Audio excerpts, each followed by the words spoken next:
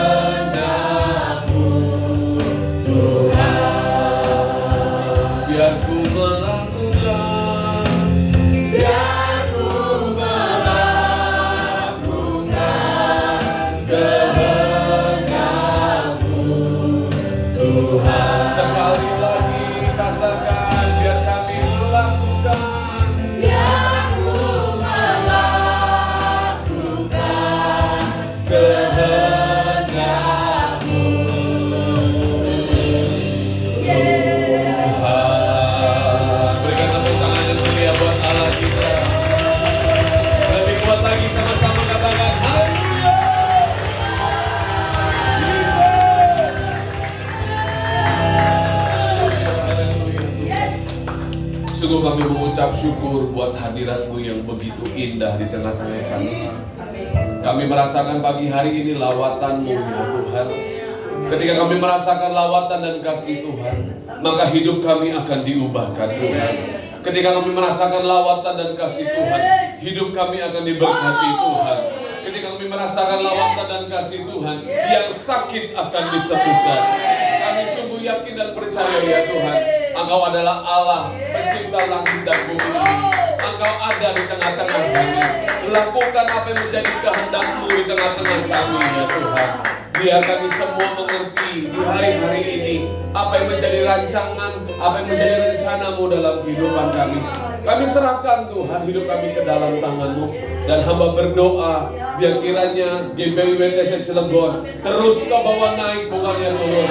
Akan melihat perkara-perkara yang dahsyat, akan melihat perkara-perkara yang luar biasa. Dan kami katakan penuaian jiwa yang beribu-ribu rasa itu terjadi di dalam nama Tuhan Yesus.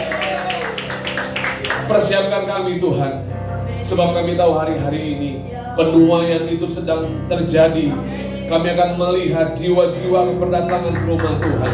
Oleh sebab itu persiapkan setiap kami untuk kami melihat berkat-berkat Tuhan yang besar terjadi atas kehidupan kami. Urapi mulut bibir hamba-Mu yang tidak ada apa-apanya ini. Sampaikan firman-Mu dengan bahasa yang sederhana. Dan kami rindu kuasa darah-Mu menguduskan setiap kami, melayakkan setiap kami, menutup setiap kami dengan kuasa darah-Mu. Setiap roh yang bukan berasal daripada Tuhan, kami berikan patakan hancurkan di dalam nama Tuhan Yesus. Terima kasih Tuhan, terima kasih. Kami serahkan semuanya ke dalam tangan-Mu. Allah Roh Kudus, manifestasikan kuasa-Mu di tempat ini. Terpujilah Engkau. Hanya di dalam nama Tuhan Yesus, Bapak Ibu yang hidup diberkati dengan firman Tuhan. Sekali lagi dengan suara yang mantap, sama-sama katakan amin. Terima kasih. Bapak Ibu silakan duduk. Shalom. Apa kabar? Luar biasa. Mantap ya. GBI WTC Cilegon selalu on fire Bapak Ibu. Saya rindu pagi hari ini kita mau sama-sama belajar berbicara tentang beyond the limit. Apa itu beyond the limit? Artinya apa? Kita mau melampaui batas. Kita mau melakukan segala sesuatu melampaui orang-orang biasa yang orang-orang biasa kerjakan dalam kehidupannya. Tapi kita orang-orang percaya kita harus melampaui lebih dari apa yang orang-orang biasa lakukan dan kerjakan. Bapak Ibu tahu hari-hari ini kondisi dunia, kondisi negara kita itu tidak lebih baik. Kenapa saya bilang tidak lebih baik Bapak Ibu teman-teman semua? Karena kita tahu krisis global, krisis ekonomi itu terjadi hari-hari ini. Dan dampak kalau dunia sedang terjadi krisis, Indonesia kena dampaknya nggak Bapak Ibu? Karena perang dagang antara Amerika dan Cina sampai detik ini belum selesai. Apalagi sekarang kita tahu berapa banyak negara-negara kondisi keekonomian mereka juga mengalami krisis yang berkepanjangan. Jadi saya rindu Bapak Ibu, teman-teman semua, kita semua mengerti hari-hari ini kalau kondisi lagi nggak baik-baik aja, terus standar hidup kita biasa-biasa saja, cara kerja kita biasa-biasa saja, cara melayani kita biasa-biasa saja. Yang ada apa Bapak Ibu? Kita akan tergerus dengan zaman ini. Ada amin? Makanya saya rindu pagi hari ini buat setiap kita orang yang sungguh-sungguh percaya kepada Tuhan, yakin akan kuasa kebangkitan Yesus. Saya sangat yakin dan percaya kita akan bekerja, kita akan melayani melampaui batasnya. Baca sama-sama Efesus 3 ayat 20, hitungan yang ketiga, 2, 3. Bagi dialah yang dapat melakukan jauh lebih banyak daripada yang kita doakan atau pikirkan, seperti yang ternyata dari kuasa yang bekerja di dalam kita. Siapa yang mengamini ayat ini? Kita akan melakukan jauh lebih banyak daripada apa yang kita doakan. Kok bisa begitu Pak? Oh iya, karena Tuhan terlebih rindu hidup kita diberkati. Tuhan terlebih rindu hidup kita terus naik, bukannya turun. Tuhan terlebih rindu mengangkat kita menjadi kepala dan bukan ekor. Makanya Bapak Ibu yang terkasih, biar setiap doa-doa yang kita naikkan atau kita pikirkan kadang-kadang berjalan tidak sesuai dengan rencana kita. Ada amin? Tapi biarlah kuasa yang supranatural itu bekerja di dalam kita. Amin. Kenapa saya bilang bicara tentang perkara yang supranatural? Siapa di sini yang yakin waktu kemarin menyatakan imannya Yesus sudah naik ke surga? Saya. Oh, belum semua. Siapa yang yakin waktu beberapa hari yang lalu Yesus naik ke surga? Saya. Kalau teman-teman Bapak Ibu semua yakin Yesus sudah naik ke surga, maka ketahuilah hidupmu penuh dengan kuasa. Amin. Kenapa saya bilang hidupmu penuh dengan kuasa? Karena Tuhan Yesus berjanji Dia akan mencurahkan rohnya buat kehidupan kita. Roh yang sama, yang penuh kuasa itu sudah ada dalam kehidupan kita. Jadi Bapak Ibu yang terkasih, jangan batasi kuasa Tuhan bekerja dalam kehidupan Anda. Jangan batasi Roh Kudus melakukan sesuatu yang dahsyat di dalam kehidupan kita. Tapi izinkanlah Tuhan yang tidak ada batasnya itu menguasai hidup kita. Ada amin? Pak, yang saya alami masalahnya besar, Pak. Prosesnya terlalu berat, Pak. Kalau prosesnya ringan, kita nggak perlu Tuhan. Iya dong? Bener nggak? Kalau tantangannya besar, kita nggak butuh Tuhan. Justru karena tantangannya besar, kita merasa sudah tidak berdaya, kita sudah merasa tidak mampu, maka kita butuh. Ada amin? Izinkan Dia Tuhan yang tidak ada batasnya menguasai hidup Anda. Segala sesuatu di dunia ini memiliki batas, memiliki limitasi. Bapak Ibu pernah naik eskalator? Pernah naik lift? Lift, ya. Biasanya sebelum kita masuk lift ada tulisannya minimum 100 kg, minimum 150 kg, atau maksimum ya? Maksimum ya, oke. Maksimum 15 orang. Iya dong? Kalau dimasukin lebih dari 15 orang, liftnya pintunya nutup nggak? Begitu juga dalam kehidupan kita, manusia punya batas. Tapi Bapak Ibu, kita tahu banyak orang-orang yang berkarya, banyak orang-orang yang melayani, banyak orang-orang yang bekerja dan berbisnis, mereka mencapai satu titik di batas ambang normal. Kenapa? Ini menarik. Kenapa? Banyak orang yang hidupnya sangat diberkati, banyak orang yang pelayanan terus berada di puncak. Pertanyaannya, kenapa mereka bisa sampai seperti itu? Karena mereka mau untuk mengizinkan Tuhan yang tidak ada batasnya itu menguasai hidup mereka.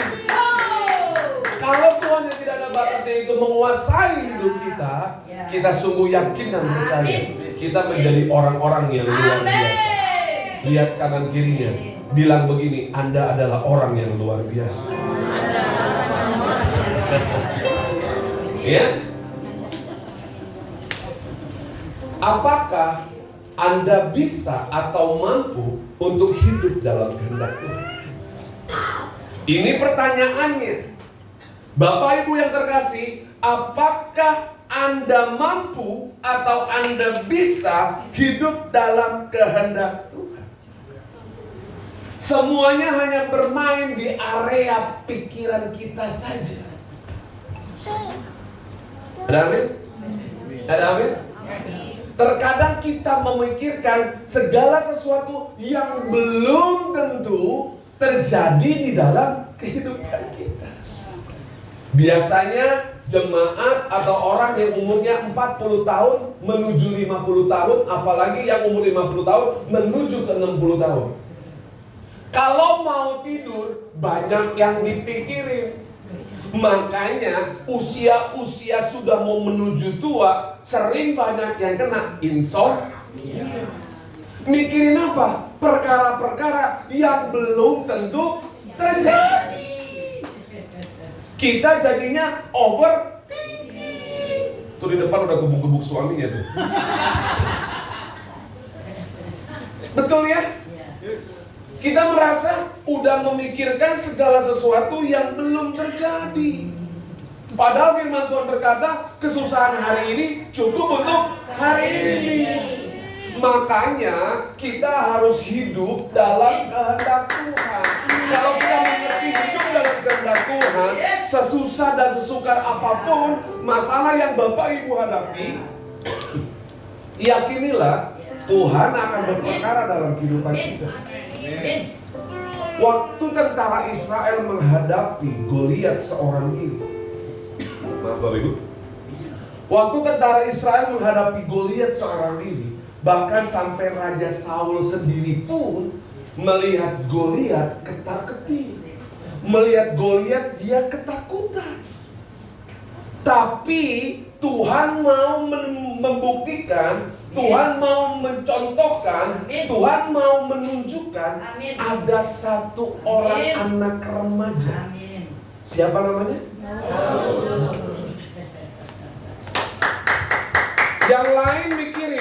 Yang lain mikirin begini, mati nih gua. Ya, Goliat gede banget. Track recordnya belum pernah kalah. Badannya tinggi besar. Kalau Bapak Ibu lihat, dia punya tombak, kemungkinan beratnya kira-kira 15 kilo. Ngangkat tombaknya aja itu berat banget. Jadi bayangin, jangan sampai ketusuk deh, ketiban tombaknya aja bengek Bapak Ibu. Ketiban tombaknya aja bengek. Tapi Tuhan mau membuktikan ada seorang remaja yang mau berjalan dalam kehendak Tuhan, ngelihat Goliat itu kecil. Ada amin? Makanya Bapak Ibu yang terkasih, jawabannya adalah Anda bisa. Asalkan kita mau. Yang bisa dan mau berikan tepuk tangan yang meriah buat Allah kita.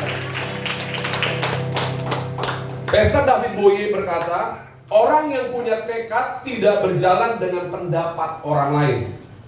Keterbatasan hanya ada dalam pikiran mereka yang tidak bertekad untuk berhasil. Jadi mau berhasil atau enggak tergantung apa yang kita pikirkan. Mau melampaui batas atau enggak itu tergantung pada apa yang kita pikirkan. Kalau kita pikir bisa, kalau kita pikir yakin bersama dengan Tuhan, saya sangat yakin dan percaya ada titik, ada visi yang besar dari Tuhan. Kalau kita yakin, kita akan mampu dan sampai kepada titik tujuan yang Allah sudah tetapkan dalam kehidupan kita. Berikan tepuk tangan yang meriah buat Allah juga. Yohanes 14 ayat 12 mencatat, aku berkata kepadamu, sesungguhnya barang siapa percaya kepadaku, ia akan melakukan juga pekerjaan-pekerjaan yang aku lakukan. Aku ini siapa? Yesus. Aku ini siapa? Yesus. Yesus sudah kasih tahu. Bahkan pekerjaan-pekerjaan yang apa? Yang apa? Yang lebih besar daripada itu. Sebab aku pergi kepada Bapa. Tuhan Yesus sudah menggaransi melalui Yohanes 14 ayat yang ke-12 bahwa kita bisa melakukan pekerjaan-pekerjaan yang jauh lebih besar daripada apa yang Tuhan pernah kerjakan di muka bumi ini. Kok bisa Pak? Dia kan Tuhan. Kita kan manusia biasa. Dia memang Tuhan. Dan Tuhan Yesus sudah dinubuatkan melayani di dunia ini hanya 3 tahun setengah. Setelah itu dia harus mati, mengorbankan dirinya di atas kayu salib. Tapi apa yang terjadi selama 3 tahun setengah Bapak Ibu? Dunia ditunggang balikan oleh Tuhan. Pada saat itu, mujizat demi mujizat terjadi dalam pelayanan Tuhan Yesus, dalam kehidupan Tuhan Yesus. Tapi Tuhan berkata melalui Yohanes 14 ayat 12, bahkan pekerjaan-pekerjaan yang lebih besar daripada itu. Amin. Yesus berkhotbah. Tapi waktu Petrus berkhotbah, sekali berkhotbah, berapa jiwa yang diselamatkan, yang terima Tuhan Yesus? Berapa? 3.000. Petrus berkhotbah. Pada zaman Petrus, saya tanya Bapak Ibu, sudah ada mic belum? Hah? Sudah ada speaker belum? 3.000 orang. Bapak Ibu bayangin, 3.000 orang bisa dengan baik dengar suara Petrus, bisa dengan jelas mendengar khotbah Petrus, dan 3.000 orang bertobat. Pertanyaan saya, siapa yang mengubahkan hati 3.000 orang itu? Tuhan. Petrus nggak kaget ngeliat 3.000 orang, bisa nggak nih gua? Petrus nggak pernah ngomong kayak begitu. Tapi Petrus yakin bahwa Yesus sudah menggaransi dengan ayat di Yohanes 14 ayat 12 itu, bahkan Petrus bisa melakukan pekerjaan-pekerjaan yang jauh lebih besar dari apa yang pernah Tuhan kerjakan di dunia ini. Makanya Bapak Ibu, bagaimana caranya untuk kita mencapai lebih dari batas yang sudah ditentukan? Mari yuk sama-sama multimedia bantu saya. Buka Yohanes 15 ayat 1 sampai dengan yang ke-8. Kita mau baca bergantian ya Bapak Ibu, agar kita mengerti. Yohanes 15. Ini ayat favorit. Saya yakin dan percaya Bapak Ibu semua pernah baca ayat ini. Ayat 1 sampai ayat ke-8. Saya baca ayat yang pertama, Bapak Ibu baca ayat kedua, dan begitu selanjutnya ya. Oke, saya terlebih dahulu Yohanes 15 ayat Yohanes 15 ayat yang pertama. Akulah pokok anggur yang benar, dan Bapakkulah pengusahanya. Kedua, setiap ranting padaku yang tidak berbuah dipotongnya, dan setiap ranting yang berbuah dibersihkan, supaya dia lebih berbuah. Kamu memang sudah bersih karena firman yang telah kukatakan kepadamu.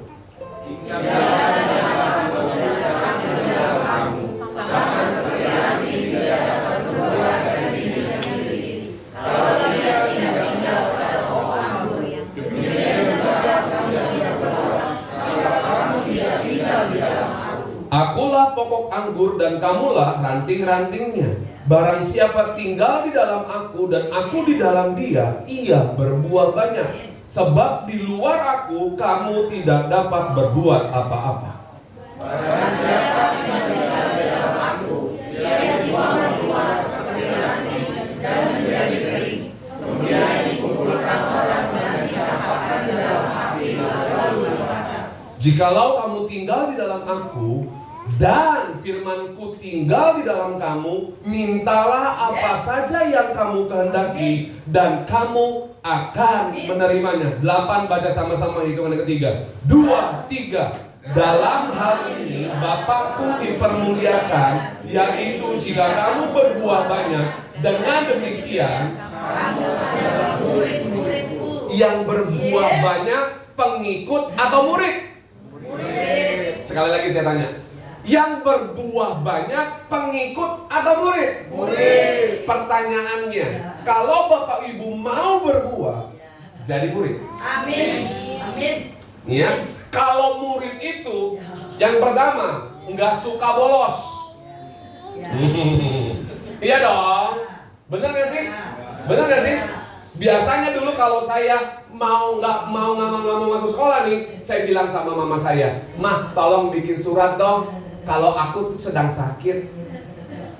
Parahnya mama saya kerjasama. Oke, kalau gitu mama tulis surat ya. Nanti Erik nggak sekolah ya. Itu orang tua dulu. Tapi saya yakin dan percaya orang tua yang sudah teredukasi dengan baik tidak mengizinkan anaknya untuk bolos sembarangan. Murid tidak boleh bolos. Ada amin? Ada amin? Kedua, tugas murid ngapain? Nice Ibu Gembala. Tugas murid ngapain? Belajar. Siapa di sini mau jadi murid? Siapa di sini mau berbuah? Belajar. Belajar apa, Pak?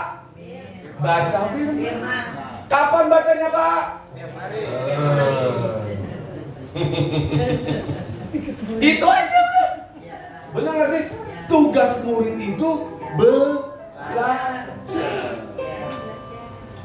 Makanya Bapak Ibu, kalau seorang murid dia belajar, waktu ada ujian kecil. Betul gak sih? Iya dong. Kalau saya dulu nih, saya merupakan salah satu pendeta yang dulu sekolah itu buruk banget. Saya nggak persiapan. Kalau ada ujian, sistem SKS. Tahu SKS? Tahu. Ya, sistem kebut senalan. Oh iya, tahu semua ya. Jemaat di sini katam. SKS, sistem kebut senalan. Yang ada apa? Waktu soal dibagikan, kita panik. Iya dong? Karena baru tadi malam belajar. Dan itu pun buka halaman bukunya, cap cicuk. Tapi coba kalau yang sudah persiapan, belajar setiap hari, persiapannya begitu baik, meluangkan waktu 1 atau 2 jam, belajar setiap mata pelajaran dengan baik. Waktu soal pertanyaan, waktu kertas pertanyaan itu dibagikan, dapat menjawab dengan Baik. ada amin? Ada amin? Siapa di sini mau berbuah? Mau jadi pengikut atau jadi murid? Murid. Yang mau jadi murid lambaikan tangan tinggi-tinggi. Berikan tepuk tangan buat Tuhan kita. Yang pertama untuk kita bisa beyond the limit, melekat sama Tuhan. Kalau kita tadi baca di Yohanes 15 ayat pertama sampai dengan ke-8. Kita mau melekat. Namanya melekat itu adalah tidak mudah dilepaskan. Sehingga dia tinggal dalam kita dan kita tinggal di dalam dia. Ada kata yang namanya manunggal. Kalau manunggal itu nempelnya bukan cuma sekedar nempel. Makanya gereja Tuhan digambarkan sebagai mempelai wanita, Yesus sebagai mempelai pria. Artinya apa? Tuhan mau kita benar-benar manunggal.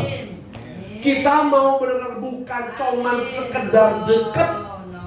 Bukan cuma sekedar dekat. Namanya sudah suami istri ya. Namanya sudah suami istri ya. Suami ngedehem aja, istri udah tahu maksudnya suami. Nah, kalau kata Pak Yuda maunya kopi katanya. Cimimi udah tahu. Kalau Pak Yuda ngedehem 2 kali, Cimimi udah tahu maksud suaminya apa. Kalau udah ngedehem 3 kali, dikasih obat batuk ya Ci. Iya. Oke, paham sampai di sini? Kalau orang melekat sama Tuhan, dia menunggal sama Tuhan. Wih, kalau yang sudah menikah pasti tahu tuh. Yang namanya menunggal itu tidak bisa dipisahkan. Itu tidak bisa dengan mudah dicerai-beraikan. Dia hidup di dalam kita dan kita hidup di dalam dia. Bahkan firman Tuhan katakan buat yang sudah menikah, engkau bukan lagi 2 tapi kita bukan lagi pribadi yang berbeda. Katakan berbeda. Tapi Yesus atau Roh Kudus tinggal di dalam kehidupan kita. Jadi kita tidak dipisahkan dari Sang Pencipta kita. Karena Roh itu tinggal dalam kehidupan kita. Roh yang dahsyat itu sudah tinggal dalam kehidupan kita. Kita sudah menunggal dengan Tuhan. Makanya kalau kita sudah menunggal dengan Tuhan, kita jadi penyembah yang benar. Ya, karena penyembahan bukan ritual, tapi penyembahan adalah lifestyle. Ada amin? Ada amin? Saya berdoa untuk jemaat GBI WTC Cilegon. Ya, penyembahan bukan ritual, tapi penyembahan adalah lifestyle. Waktu ada masalah terjadi, kita tetap menyembah Tuhan. Waktu sakit penyakit itu datang, kita tetap menyembah Tuhan. Waktu tadi malam kita nggak bisa tidur, overthinking, kita tetap menyembah Tuhan. Karena kenapa?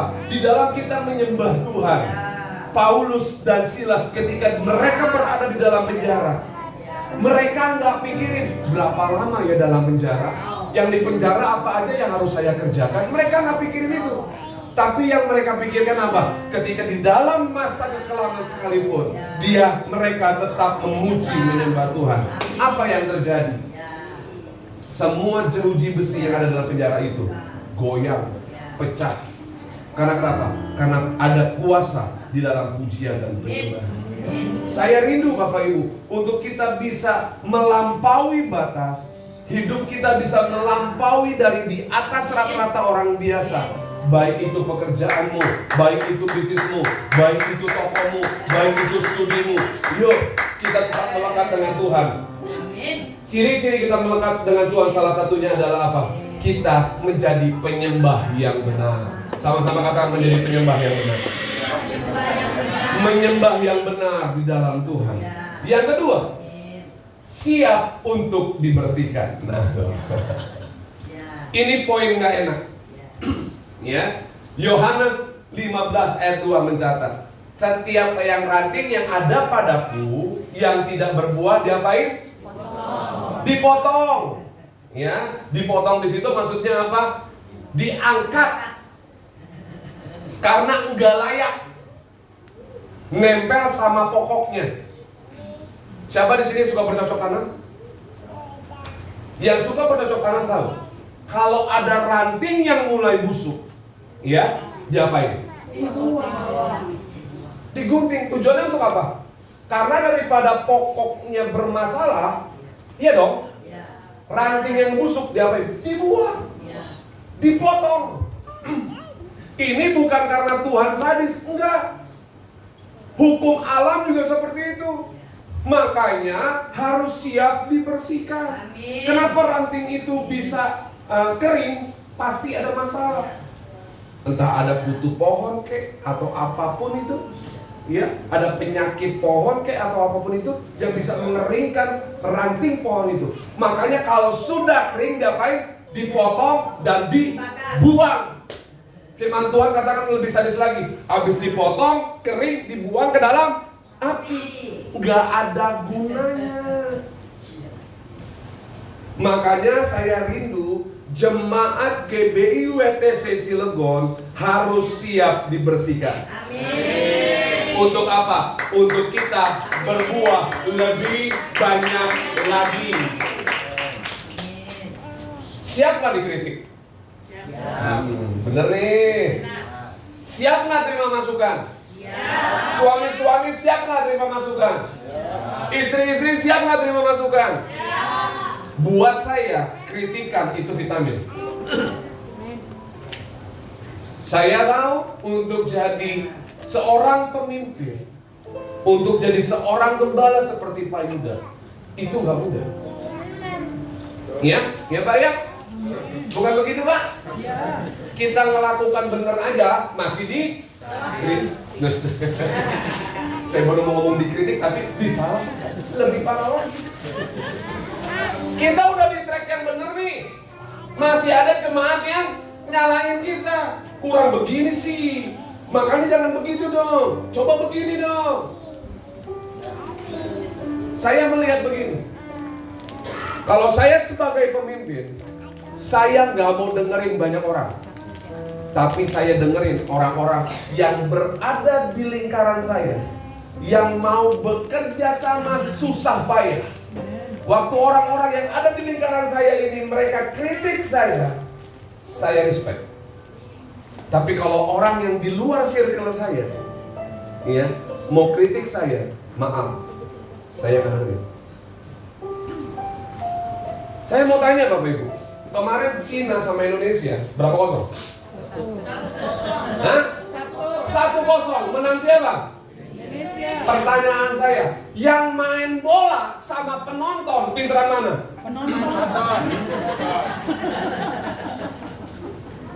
Betul ya? Ya. Betul ya? Betul. Kebanyakan penonton itu lebih pinter komen. Setuju. Lebih pinter apa? Komen. Maunya komen doang, lu omon-omon katanya. Omon-omon doang lo. Makanya Bapak Ibu, kalau Bapak Ibu mau gereja ini jadi lebih baik, GBWTC ini jadi lebih baik, ayo dong belajar. Nempel, bukan hanya kita bicara tentang nempel sama Tuhan, nempel sama gembala, nempel sama pemimpin. Nanti pemimpin akan arahkan. Tepuk tangan yang ragu-ragu dong. Untuk apa? Nanti pelayanan kita menghasilkan buah.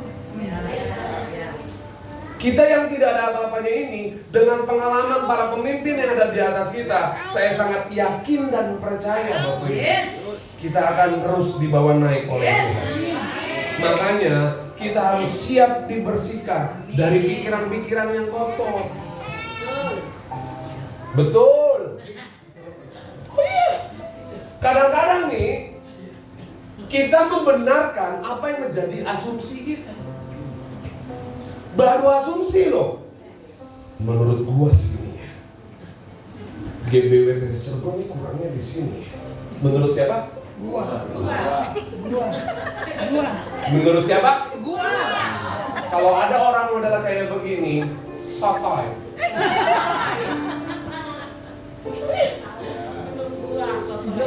Sotoy.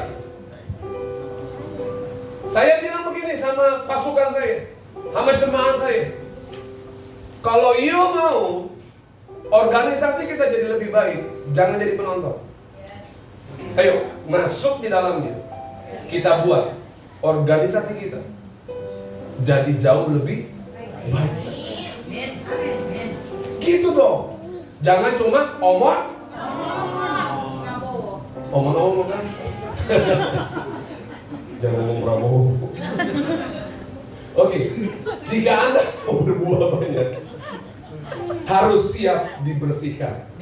Saya pastikan di situ harus siap dibersihkan. Yang siap dibersihkan, angkat tangannya tinggi-tinggi. Yang siap dibersihkan sekali lagi, angkat tangannya tinggi-tinggi. Ya, artinya kalau siap dibersihkan, Bapak Ibu, buang semua pikiran-pikiran negatif ke dalam tong sampah. Amin. Buang semua hal-hal yang tidak penting, masukin ke dalam tong sampah. Perkataan dan sikap yang negatif harus kita daur ulang. Daur ulang. Perkataan, ya, pikiran, sikap yang negatif harus kita daur ulang menjadi sukacita, damai, dan pengharapan. Amin. Memang susah untuk merubah head speech. Waduh, head speech. Anak muda ngerti ini ya. Netizen ya. Komen-komen di DM ya. Bapak Ibu, saya juga pernah mengalami untuk jadi hamba Tuhan tuh Mel. Bapak Ibu tahu ya, kalau kita dapat jadwal khotbah, kita itu ngerem seminggu 2 minggu loh. Kayak ular ganti kulit. Tahu ya, yang sering jadwal berkhotbah ya? Benar nggak Pak Yuda? Benar nggak Bu?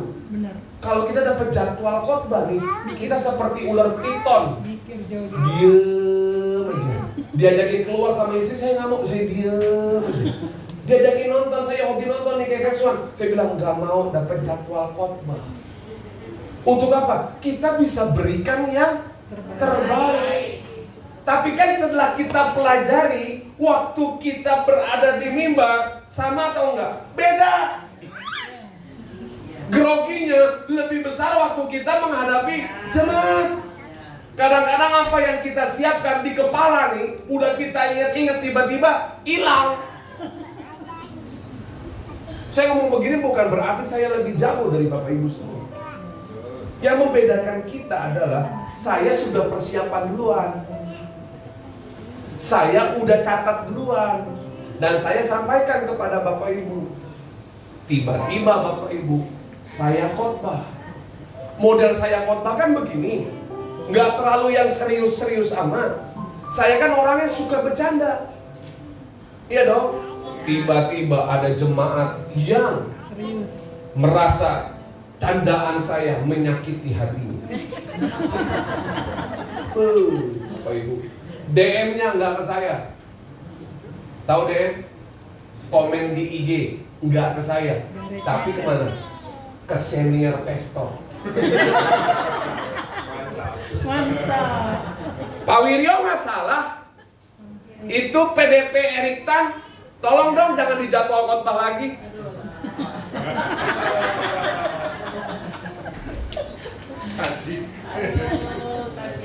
DM-nya bukan ke saya, langsung ke Raja Terakhir. Langsung ke Raja Terakhir. Raja Terakhir DM saya juga. Emang Erik bercandanya bagaimana? Saya bilang begini sama Pak Wiryo. Pak Wiryo kan ada YouTube-nya. Lihat aja. Waktu Pak Wiryo pelajari kok biasa aja. Kamu bercandanya masih di taraf yang wajar, gitu loh. Tapi Bapak Ibu tahu nggak? Kalau saya dapat jadwal khotbah di pusat, nyinyiran itu masih saya ingat nggak? Masih nggak? Masih. Kalau saya dapat jadwal khotbah di pusat, Bapak Ibu, saya persiapan jauh-jauh hari. Agar apa? Saya nggak mau, saya tekan, minimalisir semua kritikan-kritikan negatif. Artinya apa? Saya mau jadikan hal yang negatif menjadi hal yang positif, agar saya belajar lebih dalam lagi, belajar lebih awal lagi, mempersiapkan segala sesuatunya. Sehingga nanti yang kritik bilang begini, oh ternyata PDP Erik Tan khotbahnya jauh lebih baik.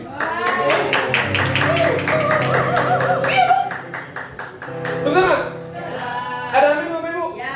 Ada amin? Tapi pertanyaannya sampai detik ini masih melekat nggak dalam pikiran saya, dalam hati saya? Makanya betapa sulitnya kalau kita pegang terus yang namanya kekecewaan. Betapa sulitnya kalau pegang terus yang namanya kepahitan. Kok nggak ada yang amin? Kekecewaan dan kepahitan kalau terus Bapak Ibu pegang dan nggak mau dilepaskan, artinya Bapak Ibu tidak siap untuk berbuah lebat. Amin. Ya.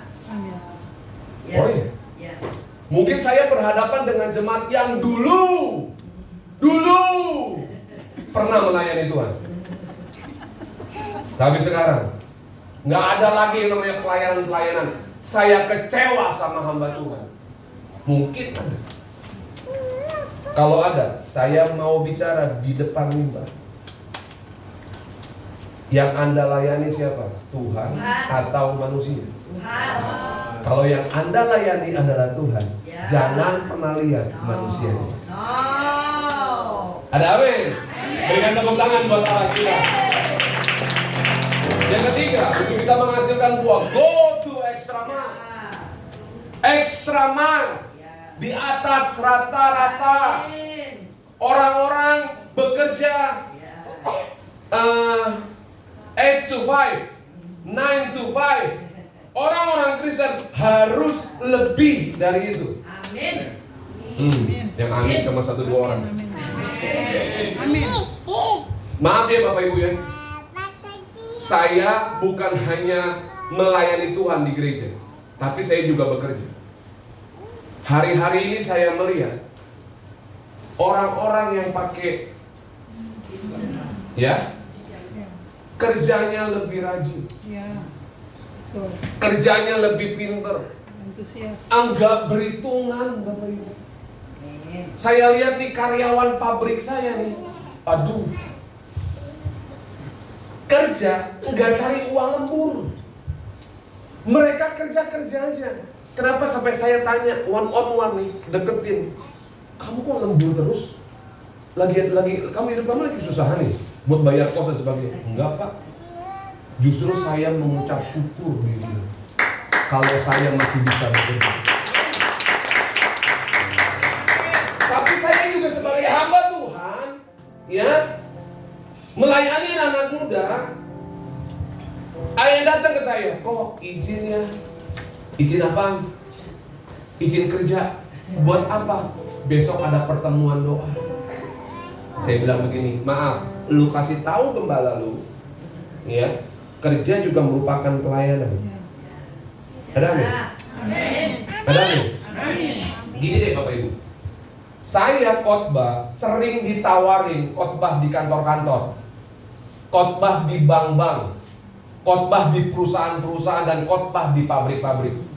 Ada jemaat yang langsung WhatsApp saya, kok tolong isi, Pak tolong isi di persekutuan doa kantor dan sebagainya. Maaf Bapak Ibu, saya tolak.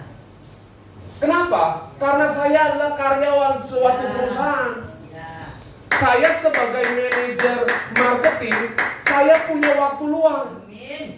Bisa aja dong saya alasan. Bisa nggak Pak Yuda?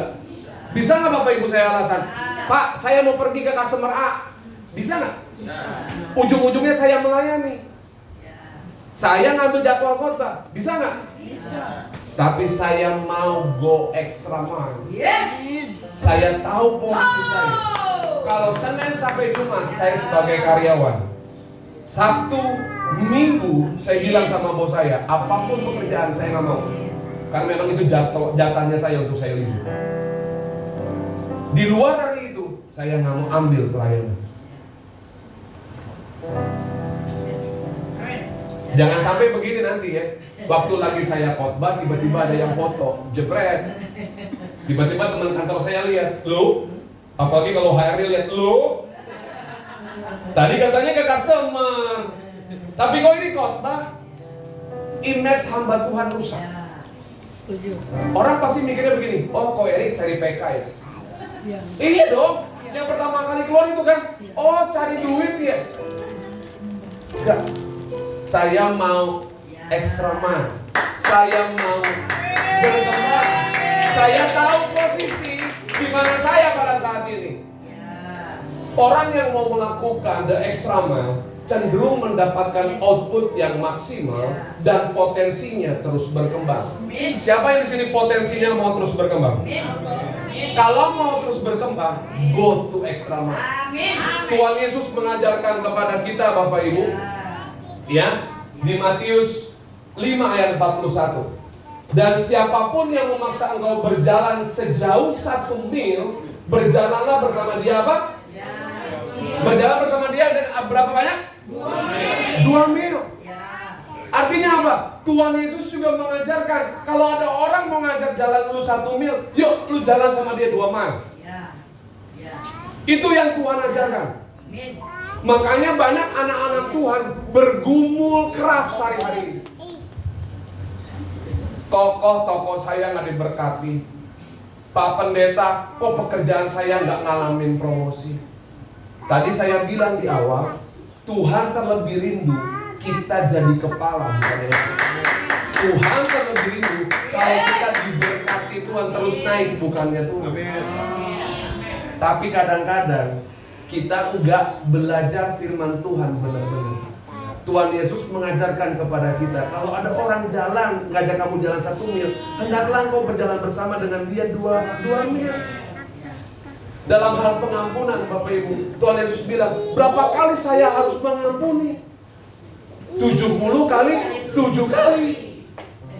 Artinya apa? Tak terhingga. Dihitung pakai kalkulator, angkanya mentok. Artinya apa? Setiap waktu, setiap saat kita harus siap mengampuni. Artinya kalau kita mengampuni, kita mau dibersihkan. Kita mengampuni lagi, kita dibersihkan. Waktu kita dibersihkan, rantingnya sehat, akan menghasilkan buah. Buahnya akan menghasilkan buah yang go extra mile, sama dengan juga excellent. Excellent. Excellent itu di atas rata-rata. Ya. Kemarin Pak Wiryo bagian di sidang MD bibit unggul. Oh, berarti kalau bibit unggul, bibit yang di atas rata-rata. Oh, Yuda sebagai peternak ikan pasti cari bibit yang unggul. Kalau bibit yang unggul, ikan nih kalau bibit yang unggul di air model kayak apapun bisa hidup. Karena kenapa? Dia sudah unggul dari awal. Ya, untuk ngomong ini kan tanya kok Yuda, dia lebih katam daripada saya. Makanya saya sangat yakin dan percaya Bapak Ibu, kalau Bapak Ibu mau beyond the limit, paksa hidup kita untuk bisa excellent. Paksa hidup kita untuk hidup excellent. Karena waktu kita excellent Bapak Ibu, saya sangat-sangat sungguh yakin dan percaya apa yang kita dapat itu di atas rata-rata. Ya, satu slide lagi, tapi saya mau kasih kesaksian gini. Karena saya sebagai sales marketing, saya ketemu banyak pengusaha-pengusaha. Saya ketemu banyak bos-bos. Bahkan bisa dikatakan quote unquote semi konglomerat. Belum konglomerat sih, masih semi.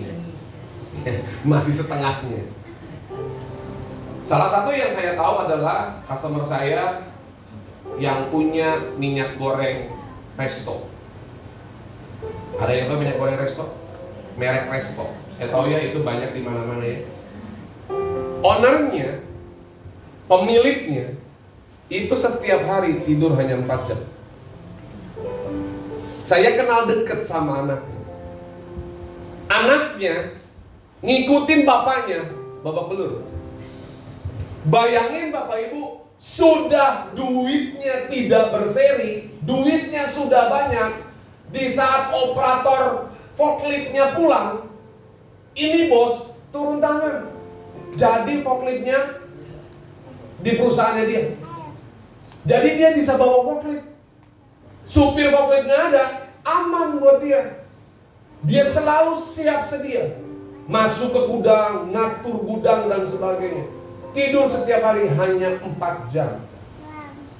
Jadi saya bilang begini, wow, keren banget ya.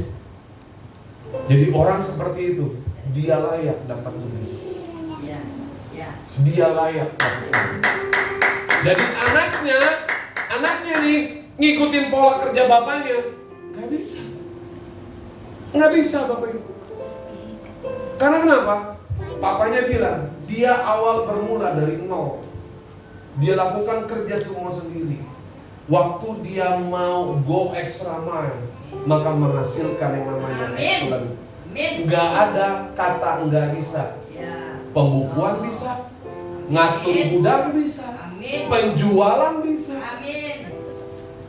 Itulah orang-orang yang mau go extra mile. Saya tutup dengan ini.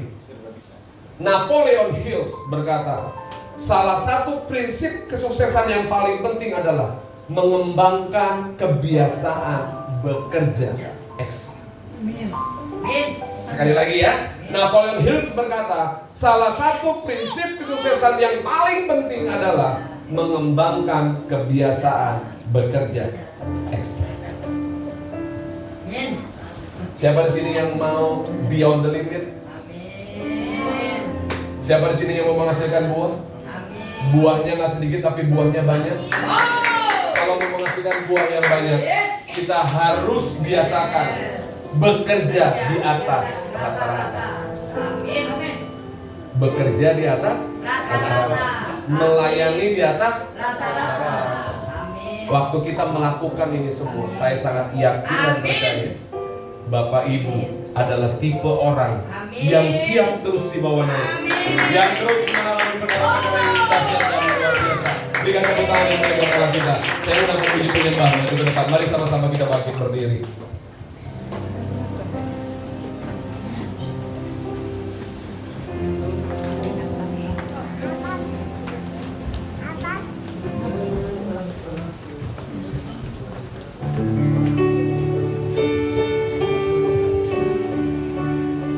Kita nyanyikan pujian ini sama-sama Bapak Ibu dengan apa kami balas.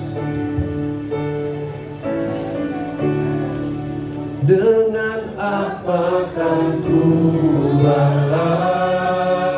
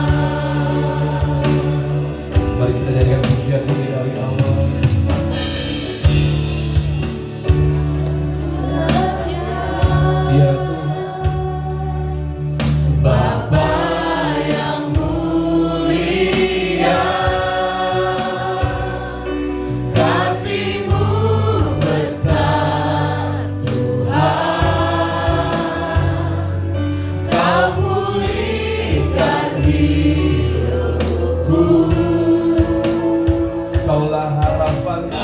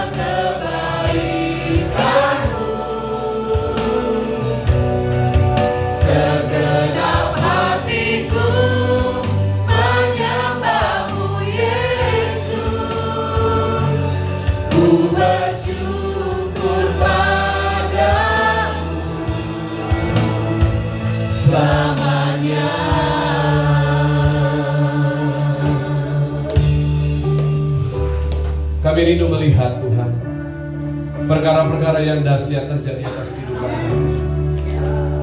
Hamba berdoa ya Tuhan, kalau kami telah mendengar firman-Mu, untuk kami bisa beyond the limit, hidup di atas rata-rata orang biasa.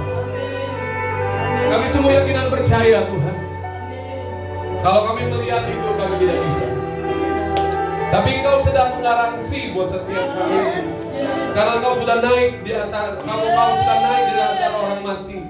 Engkau sudah bangkit di antara orang mati dan naik ke surga. Dan Engkau telah mencurahkan Roh-Mu buat setiap kami. Maka kami yakin dan percaya Tuhan, kalau Engkau sanggup memakai Daud, Engkau sanggup memakai Musa, Engkau juga sanggup memakai setiap kami. Orang-orang akan melihat Yesus benar-benar hidup dan tinggal dalam kehidupan kami. Terima kasih Tuhan, berkati umat-Mu di tempat ini. Setiap pergumulan yang sedang mereka hadapi hari-hari ini, hamba berdoa ya Tuhan, biar Engkau tetap menggenggam tangan mereka. Dan hamba berdoa, kalau ada jemaat-Mu yang datang dengan sakit penyakit, di dalam nama Tuhan Yesus, hamba mengatakan, setiap sakit penyakit itu sudah dikalahkan, dipatahkan, dihancurkan di dalam nama Tuhan Yesus. Jemaat Tuhan mengalami kesembuhan di dalam nama Tuhan Yesus. Terima kasih Tuhan. Sungguh kami mengucap syukur kepada-Mu. Engkau begitu baik atas kehidupan kami. Tutup buku kami dengan kuasa darah. Kalau semata lagi kami ingin kembali, kami ingin Tuhan. Kami rindu menerima berkat yang terbaik yang berasal daripada-Mu. Mari angkat kedua tangan-Mu. Terimalah berkat yang terbaik dari Allah Bapa kita di surga. Kasih karunia dan anugerah dari Tuhan Yesus Kristus, persekutuan yang manis dengan Allah Roh Kudus, membuat hidupmu penuh dengan damai sejahtera, sukacita, hikmat, marifat, pewahyuan, kuasa dan kasih Allah menyertai kita semua mulai saat ini, Maranatha, bahkan sampai selama-lamanya. Hanya di dalam nama Tuhan Yesus yang sudah diberkati Tuhan. Sama-sama katakan amin. Terima kasih Bapak Ibu. Selamat pagi, selamat hari Minggu. Tuhan Yesus memberkati.